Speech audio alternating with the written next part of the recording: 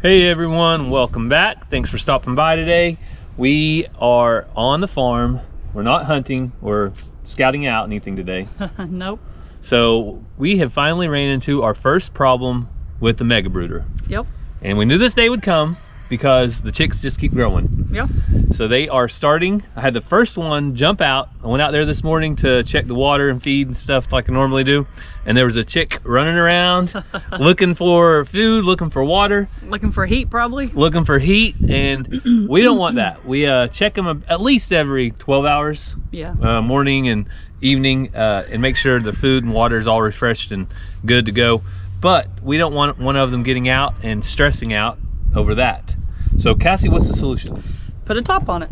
So we got to cover it up, and on our last video you saw us go out to Cassie's mom. She is that procured still? What did you do out there? Those She gave them to me. oh, it was a gift? She told me where they were. Oh, okay. Well, we've got something to cover it up.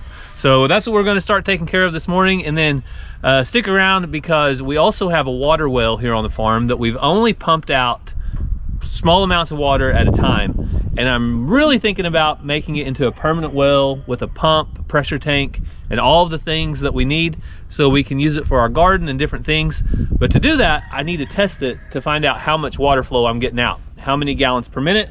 So if you're interested in that, stick around because I'll be doing that later on. Even if you're not, stick around. Yeah, even if you're not, stick around because you might not know how it's done. I didn't know how it was done until I asked around and found out. So Cassie, what do you think? Getting big, looking beautiful. And kind of get close up That here. looks cool right there, that white and orange. That one. Yeah, there's several that look like that. But they are growing like weeds, which is concerning because they all have a place they have to go eventually. And that means I'm gonna have to build something else. But I'm trying to look at combs. I was gonna say, how many roosters? That's the next guess, is how many roosters do we have out of this group of chickens? Mm-hmm. Still, my favorite ones are still, I think, any of these lavender color ones, like that right there. And then the ones especially that are mixed in with the black on the wings. I think it'll be cool to see them grow. So at this age, I know you guys send me all sorts of ways to figure out if they're roosters. But at this stage, I mainly look at combs. Because depending on the breed, a hen shouldn't be growing a whole lot. If you got a pretty good comb growing, that usually means rooster. So that's what I do. And we'll know 100% when you hear that noise that we hear outside right now. Yeah, my laughing rooster's getting after it. So once, I think that one's Ranger's favorite, that black one right there. Oh, really? It definitely looks like a rooster. The way it's getting bigger. Also, they grow bigger, taller. They stand up, put their head up more, and they'll start standing on these and getting a little more vocal. They won't really crow, but they'll be more vocal. So there's lots of ways. Their tail, feathers, but yeah, you don't have to send me all the ways to tell roosters from hens because I get those all the time. But I like to just keep watching them grow and see. Yeah. And if you're wondering if the old school fly traps work, Jeez.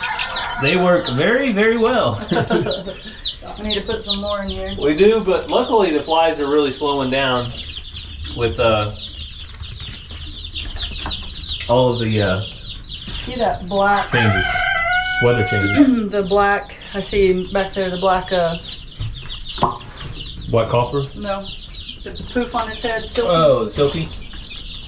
See, He's hiding right in that corner right can you grab him? there. Yeah, I can probably There grab he him. is. Look how fuzzy his legs and feet are getting. Yeah, there's the silky. Is that the only silky? I had 4 silky eggs and I thought that 2 hatched. But that's the only one that I see with its head like that. So is that the one right there he's moved? Yeah. Okay. They move so fast. It's like, okay, I just saw him. Now where's he at? All right, so let's go ahead and get these guys covered up because I could just stand here and boom. I can just stand here and look all day. Yeah, we have got other things we got to go to today, so we've got to get this taken care of. But they are growing, getting big. The mega hatch, all 88, are still alive. I still can't believe that because it seems like every time we either hatch eggs or get eggs, there's always one or two. Hatch eggs or get chicks. Yeah, or get chicks. There's always one or two that doesn't make it. Yeah. So apparently we're doing something right around here. we're either doing something right or got a bunch of healthy eggs. Or our people just gave us the best eggs around. Yeah, that's it. We have the best subscribers, and therefore the best subscribers give you the best hatching eggs. So luckily, we have a pretty easy solution. This isn't going to take very long at all. All I did is cut 4 boards that are about 52 inches long, and we're just going to start one end. Did you put the black thing over that? And we're going to go one end to the other. We're not going to attach it right now or anything special. We're just going to put it on here, and then we'll start figuring out how we like it. Well, and we really don't want to attach it because when we go to clean the brooder out, we want to be able to pull out sections at a time. Yeah. And so I'm going to get the next board, and Cassie will get the next crate. And also, we don't have to worry about any predators pushing on this or getting it out because no predators can get in here. That's the beauty. This is just to keep them inside. Yeah, that's the beauty of being able to use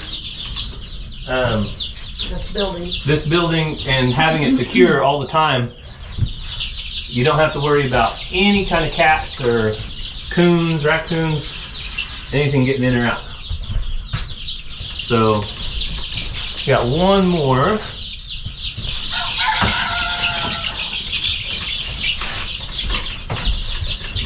And if you do the outside one first, because that one's a little smaller,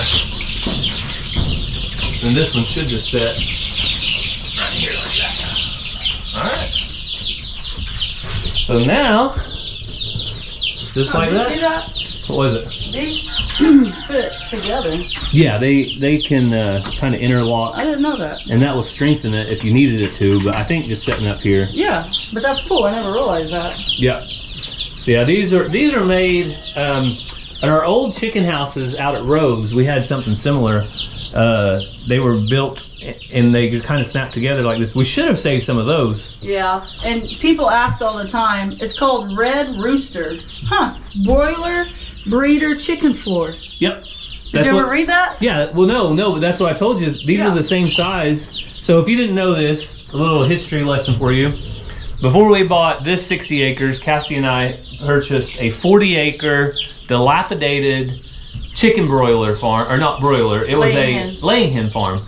And that's why we have 4 big nest boxes that one day when we build some kind of massive chicken coop, not anytime soon, maybe, we'll see.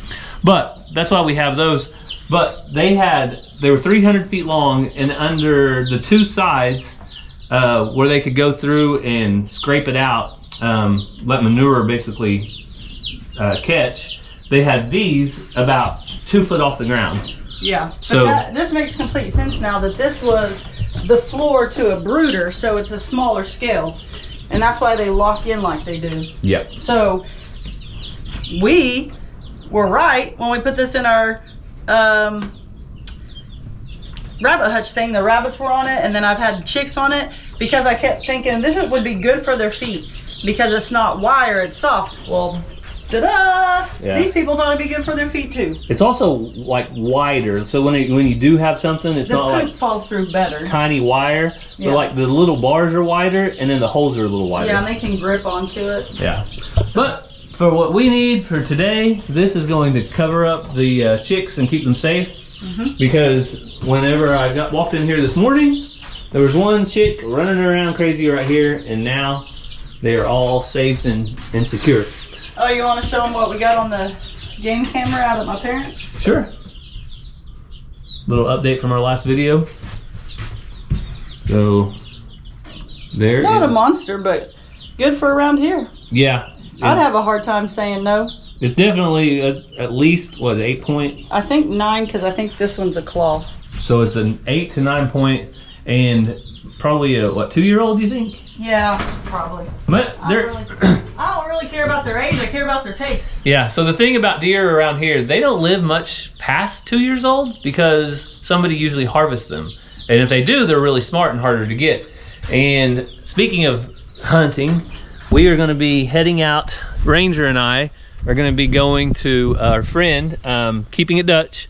He's going to be having a little youth hunt for several kids in our area and some other YouTube folks that you guys know. Yeah. So keep an eye out for that. But we're excited that Ranger has chosen to hunt in the youth hunt this year. Yeah, Gary told him about it, and he was like, "Yeah, I want to do that." And that's the first time he's really been interested. So. Yep, I think being able to hunt with friends and other families that are interested in the same thing also encourages people to keep going. And I know once, if he ever gets one deer, that's the moment you will be hooked for life. Yep. It's usually that first deer. Once you get that first one, you're more and more interested, and it goes from there. And then you turn into a crazy person like Cassie that just lives for hunting season, right? No. Hunting season and chickens. Yeah. So Cassie's gonna head off to school in a minute, and I have to go. I have an appointment I got to get to. So we will catch up with you a little later and check out the well, see what it does. I want to test it out and see if it's actually good enough to invest some more money in and more time. Yep. So it's the next day, and Cassie has school today. The kids are off to school, and I am going to test the capacity of our water well. So a little backstory here, if you haven't been with us long. We've had this old wellhead right here, this old well. It's about 90 foot deep, and the water level is down about 30 feet. So that's where the water starts. So from 30 feet to 90 feet, you have standing water in, I think, about a 5-inch casing. So we know that fills back up, but we don't know how long it takes, the recovery rate for that water to fill back up after it gets pumped down to the bottom of the well. So what we're going to do today is I'm going to pump water out of the well, and it's going to go into the tank, and I'm going to pump it until it quits pumping. More or less, we run the well dry. And then we're going to set a timer for 30 minutes, and we are going to fill up. I have a big tank here. We're going to fill up this tank until it runs dry again. And what that's going to do is tell me how much recovery this well has in that 30-minute time frame, from going to no water in the well, in the reservoir, to after 30 minutes how much water has flowed back in. That is going to help me decide whether this well is worth putting some extra money into, meaning I'm going to get rid of the solar panels, I'm going to run electric to it, and I'm going to make it more or less a traditional well, to where it has a pressure switch, a bladder, or a pressure tank. And that way I could use it for watering the garden. I could use it to run a line under the road, and I could put me another water tank in this field, and I could use it, say in an emergency, if I needed to run the house. I could use it to do that as well. Right now we're on rural water, and I don't really plan to run the house, but having the water and having options is a big deal. I just want to make sure that the recovery time is enough. So let's get this thing going and see how long it takes to pump down. So right now I just use one of our power banks. This one is our EcoFlow, and I have been really happy with it. It has lasted over a year, and I use it to pump every single day. So you guys know that we promote these things, and yes, we also use them on a daily basis. And I know that you guys don't always get to see that, but we do pump every single day or every other day from this well. So all we do right now is turn it on. It's simply a 110, gotta make sure that button's on, AC's on. It's a 110 volt pump, and I think it does like 53 gallons per minute is what it's rated at. So all I'm gonna do now is basically run it until it doesn't run anymore. And then I'm gonna cut it off, and I'm gonna put my timer on my phone for 30 minutes and go from there. But I know some of you have asked, why don't I just put another solar pump on here? Well, the solar pumps have went out 2 or 3 times, and a new one is about 900 bucks. And I can get the little 110 volt submergible electric pump off of Amazon for like $160. So a lot less, maybe an eighth of the price, and I can get a new pump. So if our well has too much debris or whatever the reason that the solar pump isn't lasting, it's just not worth it to me to keep replacing those pumps at that high price. But you can see it is flowing full blast. And that's another thing, whenever we add a pressure tank and we add a pressure switch, we would only be pumping a smaller, maybe a 3/4 inch line. We would pump a smaller amount of water so the well would be able to recover faster. Right now, it's just like a fire hose. I mean, it's just full blast. All the capacity that pump has is coming up, and it's not building up and then shutting off like a normal well would. So it's been pumping for about 3 minutes, maybe 4 minutes at full blast. And I can see that it looks like it's starting to get a lower flow. It's not shooting out as far as it was. And this is a good time to test, because right now our pond has almost no water in it, and we haven't had rain in probably good rain in probably 2 weeks. So right now is really a good time to kind of stress test kind of a worse condition for our well. Whenever there's a lot of water in our pond, that means the water tables are high, and it is kind of a wet season. So right now is more of a dry season. We need rain. It's pretty bad, so hopefully we get some soon, but I just needed the water to quit flowing.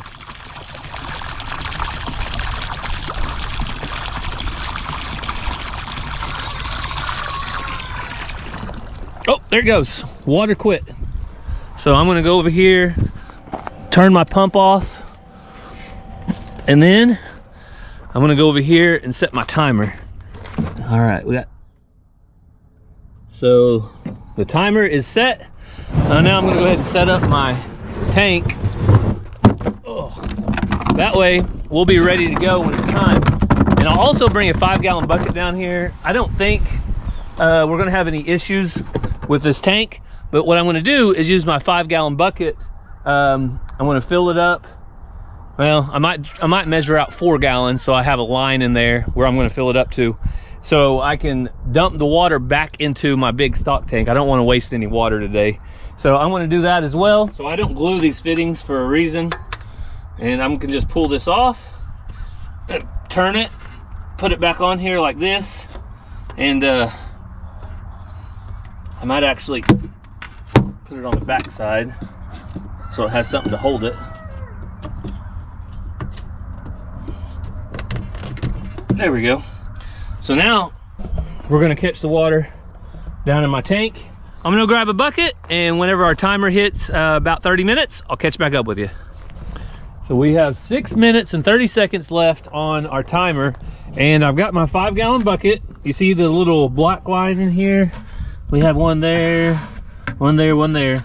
That is a 3-gallon mark. So I'm gonna get the water out 3 gallons at a time and put it back into the stock tank, and we'll see what the recovery rate is, gallons per minute, how much it recovered in this 30 minutes.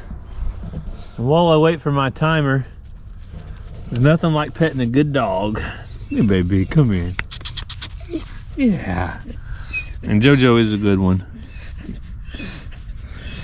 So Jojo has been a great dog. He is getting a little older though, and he doesn't keep on as much weight as he used to. I've been mixing in some beef, some meat that has been older in our fridge. I found some that was a couple years old, so I give him some meat every 2 or 3 days to supplement his regular dog food. But he is just a good dog. So, oh, we have somebody else that came up to enjoy some water. Hey Alvin, how are you, buddy? Where's Alfred at? You're not your brother's keeper, I get it, okay.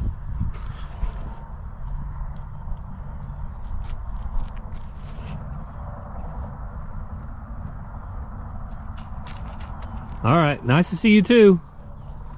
Talk to you later, man. He doesn't even want to come get pet. 6, 5, 4, 3, 2, 1. All right, it's time. Let's see what happens. It's on. Plug it in. It's on. And start pumping.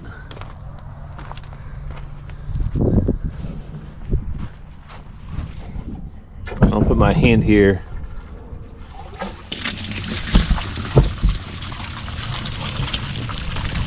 Oh, Alfred, you got thirsty too?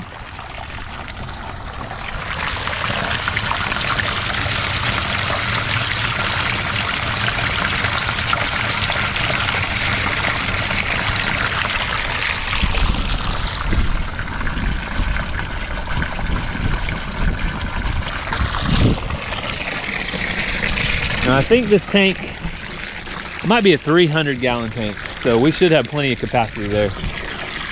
But if it gets half full, I'll start throwing water into the tank. I don't think we're gonna have a worry though. Joe, how many do you think's gonna pump out of there? Huh?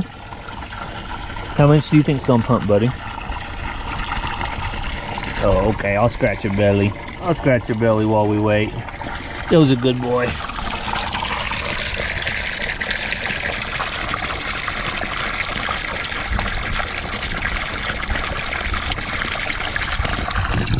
Oh. That's all she wrote. That's all she has.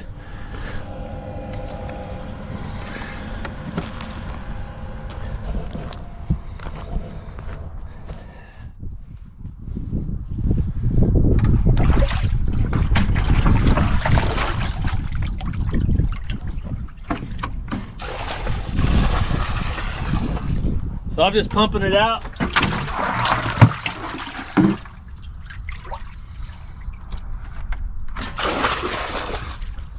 I'm gonna have to prop up this one end to get my water out that I need out. So I've only got 9 gallons out so far. And it's not looking good.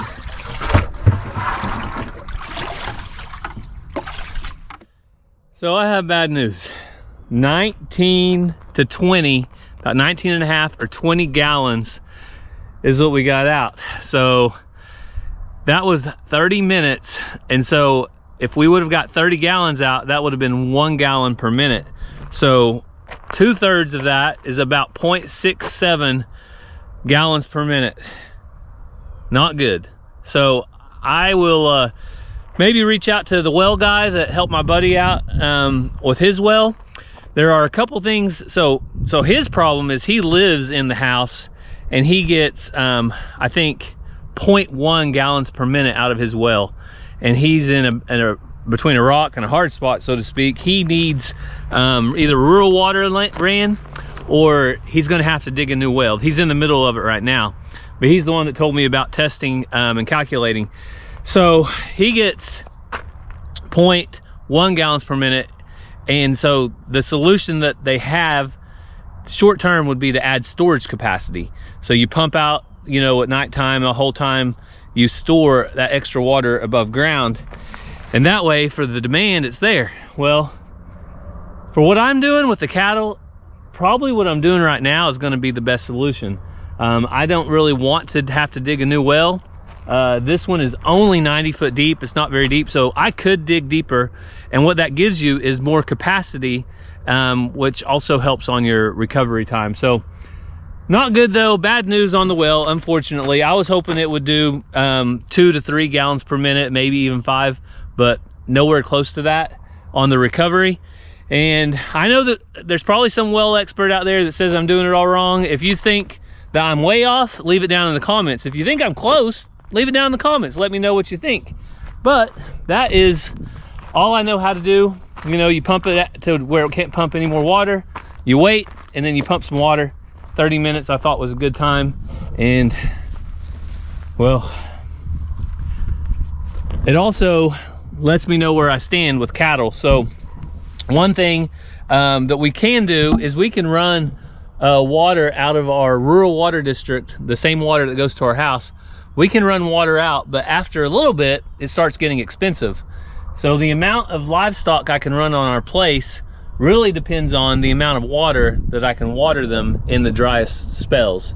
So luckily we do have our water at our house as a backup, but we don't really want to count on that all the time for water. So right now, we'll go from here. I know I don't want to invest a bunch of money. I'll talk to him and make sure I'm not way off, but I don't want to invest, you know, another $2,000 to $3,000 in putting a foundation, a pressure tank, building a well house around this, running electric, and then running water lines from here to other places.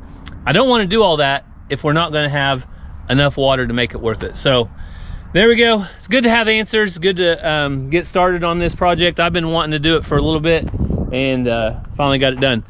So as always, here on Catching Up with the Walkers, if you guys have any prayer requests, leave those down in the comments. We'll look over those and pray over those. And we thank you guys so much for taking some time out of your day to spend time with us. You don't know how much it means to us. You saw us go on our family vacation. I wouldn't have the time to do things like that. And I have another trip coming up we haven't talked about yet, but I have been so blessed by all of you taking time to spend time with our family here on YouTube and allowing me to be here on my farm, being here with my family when I need to be. So time really is a vapor. Our kids are growing up so fast. I am so thankful I get to spend this time here with them and here on the farm. So we hope that you have a great day. God bless, and we'll see you next time.